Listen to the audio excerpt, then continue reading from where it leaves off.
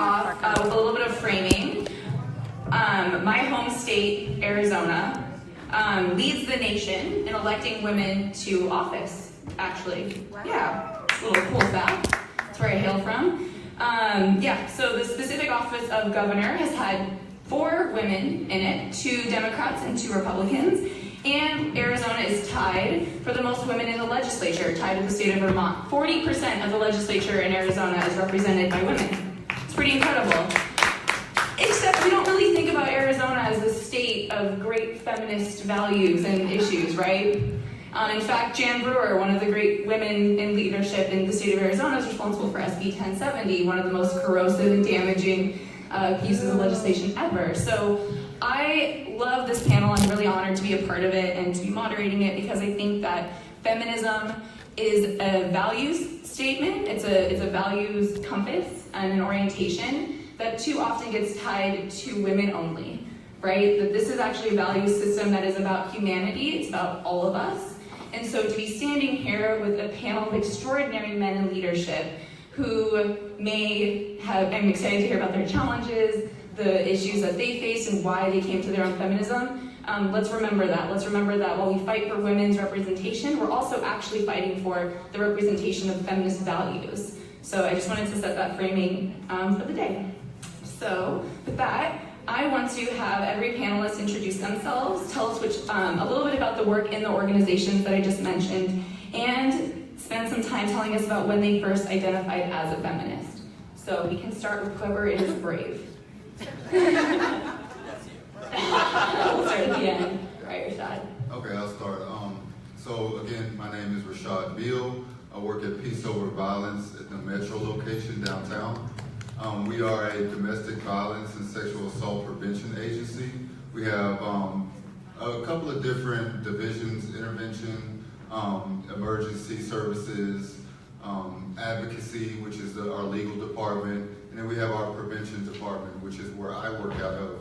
And I'm usually at schools within the Los Angeles Unified School District, teaching middle school and high school boys specifically, but also co-ed groups about some of these issues that we're dealing with, whether it's healthy relationships, toxic masculinity, bullying, sexual harassment, consent. You know, we want to get boys especially to start to normalize some of these things so that when they move on into the world, they are already prepared for, you know, how to interact with other people. Thank you. When did I identify as a feminist? Okay, so I was a late bloomer. I began to kind of identify as a feminist in my late 20s, and I want to say that it was based on the more that I actually read. I started to pick up more books by women authors and read the literature by especially women of color, and started to view the world in a whole new worldview, right? Because I realized that a lot of our history, a lot of our education, it comes from the vantage point of the male gaze and men. And all of our heroes are usually men in the history books, and so we only have that kind of lens to view the world. And so when I started reading about more women's contributions, it was just kind of like that eye-opening moment, like, you know, gender is, especially for me, is sort of like race. So it's like when I first realized what racism was and how it could hurt me, it was that same kind of awakening where, you know, now I'm realizing, oh, there's an entirely different demographic that I've been interacting with my entire life, but I've never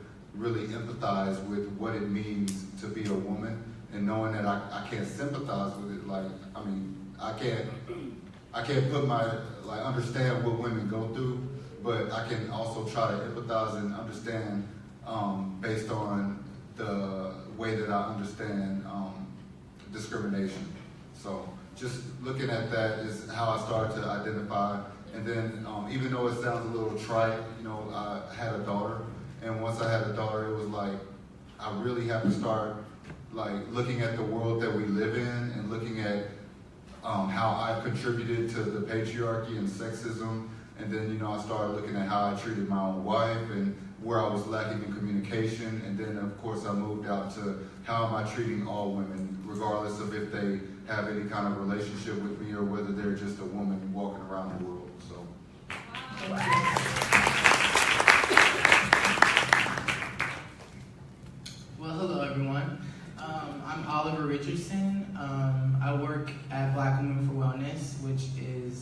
a nonprofit organization that helps Black women and Black girls. Underneath that, I work at Get Smart Before You Get Sexy, which is a reproductive sexual youth program for youth students, and we pretty much teach them about sexual health, and we talk to them about ways that they can protect themselves from diseases and things of that sort. I have recently said that I am a feminist this upcoming year. With my job now, working there has made me become a feminist because working with young women, you know, they go through a lot being in high school and having to deal with other men and men that are not, I want to say, they're not open-minded to what girls go through. So at the end of the day, you know, I just try to get other men and men that are my age to understand what girls go through and that you can't just look at them a certain way, you know, and judge them, and that you have to understand what they go through.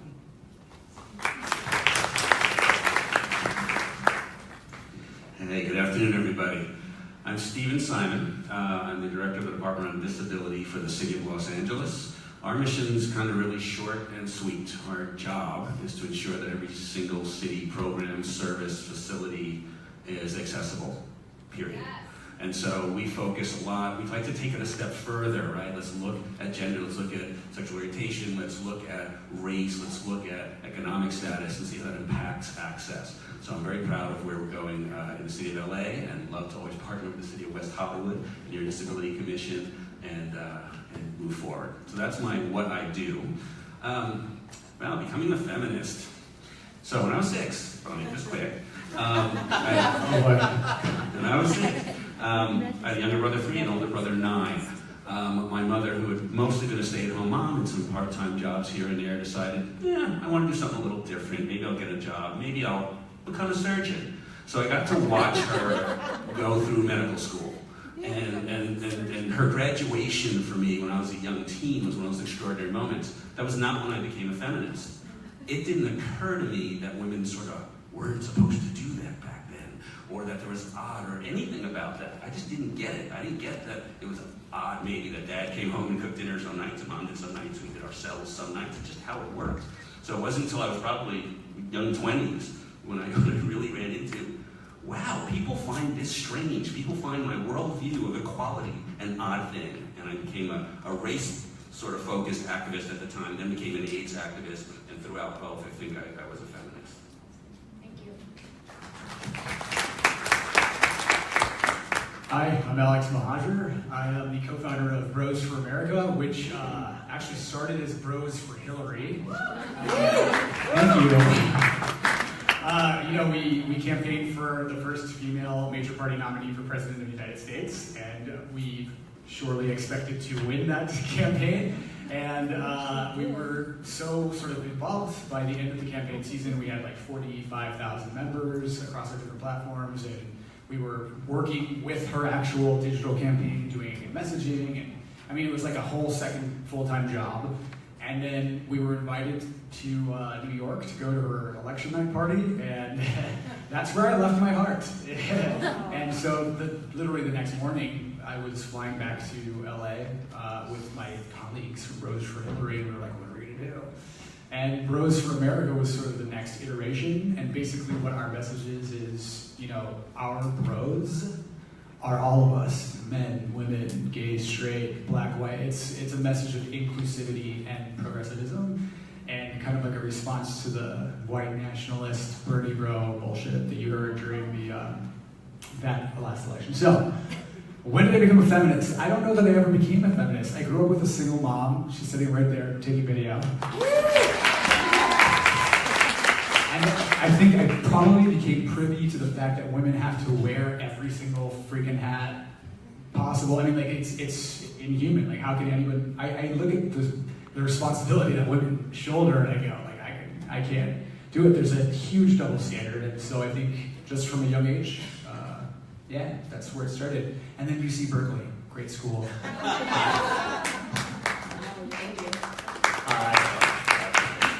Hi everyone, I'm John Erickson.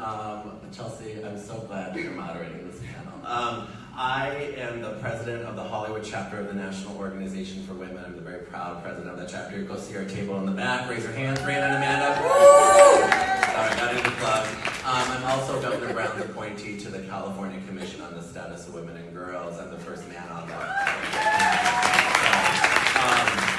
I have a lot of hats that I seem to wear. I don't look good in hats though, so that's always fun.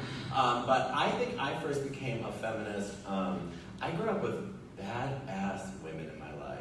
And I always just say I was raised right? I grew up with two fierce sisters who dictated their lives on their own terms, when they wanted to get married, when they wanted to have children, when they got their dual master's degrees, when they won amazing athletic competitions, when they became All-Americans in volleyball. I mean, everything I looked up to, I had them. I had a mother who was just so supportive. And then I had a grandmother who just set, I think, the trajectory for me.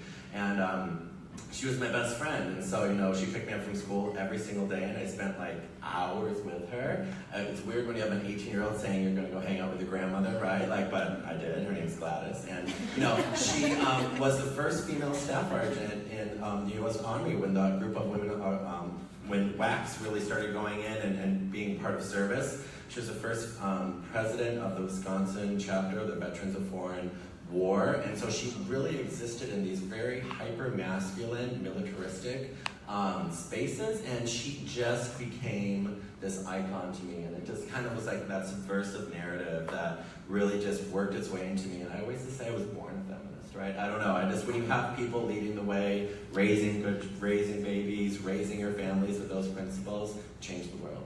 Awesome. Yeah.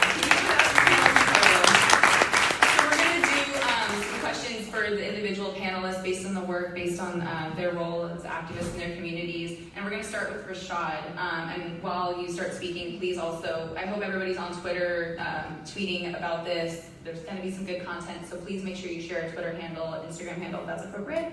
Rashad, I read an article that you wrote for Peace Over Violence that was profoundly amazing and will be shared multiple times on Twitter. You wrote in that, if we truly want to be seen as good men, then we must accept that we created patriarchy and step to the forefront to destroy it. Only then can we say, not all men. Did everyone hear that, like, really clearly? I think that's some profound, amazing language. And then you go on to share some really helpful questions and advice. And while there aren't many men in the room, I think this is being live streamed, and I hope that the women in this room are able to take back some advice or some words. But you shared some questions to start that digging, that unlearning process for men to step into, which is a process and a journey. So I thought maybe you could share some of those questions or what that process sounds and looks like, and maybe tailor it to the women in this room and how you'd encourage them to support them. Okay, well, I think one of the first questions that men have to ask ourselves is, who was my first teacher? You know, like, who was the first man that, or, you know, in some cases, who was the first woman who taught me that men had this certain role in life, or and women had another role. So it's like, when I'm talking to the youth, I'm asking them to, let's go in and let's explain the gender roles. And let's talk about the gender roles that we accept and the ones that we see in our house, in our homes, and just ask ourselves, who taught us that this was the way it was supposed to be? Who taught us that men were being designated like the king of the household, was supposed to go out and work and make his wife stay at home? Who taught us that the woman was supposed to cook all the meals, or wash the clothes, or take care of the babies? Who told us that men had these positions of power and that it was just the way it was supposed to be? A lot of times I'll hear that exact remark is like, well, this is just the way it is. Like, we know there are double standards, but this is just the way life goes. Well, who told you that? So I just try to get men to kind of understand the whys, asking about, why is this supposed to be true? Because we know that as we grow up, we know that a lot of things that we hear aren't necessarily true, or that our viewpoints can change over time, whether it be growing up and seeing race a different way, or growing up and seeing religion a different way. You find things that you've learned as a child, and maybe you grow up and start to ask those questions but I find a lot of times we don't really ask those questions when it comes to gender. We just kind of accept it the way it is. And it's trauma. And so being in a trauma-informed agency, I think that we have to view every person through that lens, even men. Men grow up in this system called patriarchy, and they're trapped with this disease that I call it, of toxic masculinity, and we don't have a vaccine for it yet. We're like really looking to find out what is it that causes young boys to grow up with this idea of how the world should be. So that's the first thing, is like, ask yourself, who is my teacher? And then ask yourself, why do I believe this? And once you start asking those questions, then some of that internal reflection can start to happen, which I think is something that all men have to do, is do that internal, like, challenging yourself all the time, every day, you know, doing the work, the hard work of, you know, telling yourself when you're messing up, and telling yourself and catching yourself when you're maybe supporting ideas of toxic masculinity, or supporting ideas of how we label women, or, you know, looking at a woman and saying, oh, well, she's wearing that, so I think, no, you got to stop it right there and say, you know, why do I believe this is how I should be approaching this situation? Awesome, thank you. And I think that's a great way. I was going to keep it going down the road, but I'm going to kick it over to Alex, because Alex has a lot of great experience dealing with the media. And when you talk about who's a teacher, who's reinforcing these ideas in your head, I think the media can so often get positioned in that role of being an informer. And Alex, you, oh my gosh, waded through the 2016 presidential election, so perhaps you are an expert in misogyny, right? The role of... What do you mean? What are you talking about? Yeah. Like you faced a double standard. If you want to incur some hatred or some wrath, cover Hillary Clinton positively. I mean, it is. I am abused endlessly online. I mean, it's crazy. It is crazy. And Hillary Clinton is still being bashed in the media 2 years freaking later, and that is for a reason, because of endemic misogyny. That is it. There is no reason that when John McCain loses, he goes back to the Senate, a respected senator. Mitt Romney, he has a career in politics ahead of him. They're talking about making him Secretary of State. He's going to run for president again. When Al Gore loses, he becomes an Oscar winner, a playboy in Hollywood. You know, Hillary Clinton loses, and please shut up and go to the woods. Really. Like, people say, shut up, sit down, be quiet, go to the woods. This is in the media. This is like, I don't know if you guys caught that I'm a commentator for HuffPost and others, so that's just the way it's covered. That it's allowed to be covered that way is a huge problem. It's ridiculous. It's ridiculous. She won more votes than any other presidential candidate in American history, second only to Barack Obama. She deserves to have her say. She deserves to have her say. So I think the way that it has been covered post-election is sort of indicative of how it was covered during the election. And if a woman is facing that kind of obstacle in seeking highly elected office, that's a problem. Donald Trump had, by November of 2016, had $5 billion worth of free media coverage during the election. Hillary Clinton was dragged through the mud for spending $1 billion on her campaigns, like she had to, because she was up against a $5 billion juggernaut. So I think that the media systems and the way we have these conversations are very heavily slanted still, and it kind of is incumbent on us to demand very loudly that they change the way they frame the conversation. And so often we talk about trusted messengers, right? And I think you all have probably played that role of being a trusted messenger in a community of men, where you can espouse values that may not be readily understood or acted upon in a community of men, and still, because you're a man talking about those things, you're more well received. So I was curious, and all of you I'm sure could speak to it, but especially as a male ambassador for Hillary Clinton in the media, you said you faced attack. I mean, do you feel like you were received better or not even? Oh, no, I mean, no, I'm attacked all the time. Right now, you're probably on Twitter trolling me. I guarantee you, if you go on my Twitter right now, I'm being trolled. I guarantee you, if you right now, you will see. You're talking about toxic masculinity. Ben Shapiro wrote a hit piece on me personally. I'm like a no-name. Like, I'm not that big of a deal. I mean, I'm a little bit, but Ben Shapiro is punching down at like the little guy, trying to like cut us off at the root because we're voicing our opinion about something that needs to change. And he attacks people who speak up about toxic masculinity on his podcast. He ridicules it. He implies that we're somehow lesser, like ridicules our masculinity for standing up for women's rights. And it's if you're not strong enough, because we do live in a very misogynistic society, to sort of be like, I don't give a whatever, then you're gonna be susceptible to that. You're gonna be vulnerable to that. So anyway. Yeah, thank you.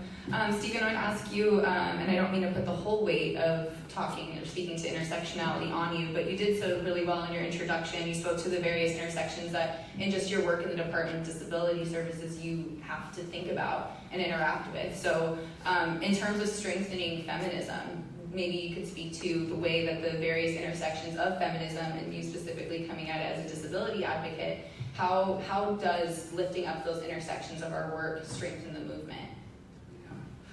Boy, intersectionality, the big word, right? Yes. I guess I'd start by framing that by pointing out how women with disabilities, particularly women of color with disabilities, are sort of the most marginalized group in the world, I would argue, right? Highest levels of unemployment, highest levels of poverty, highest levels of domestic violence, interpersonal violence, and so on. So finding that space of inclusion, sort of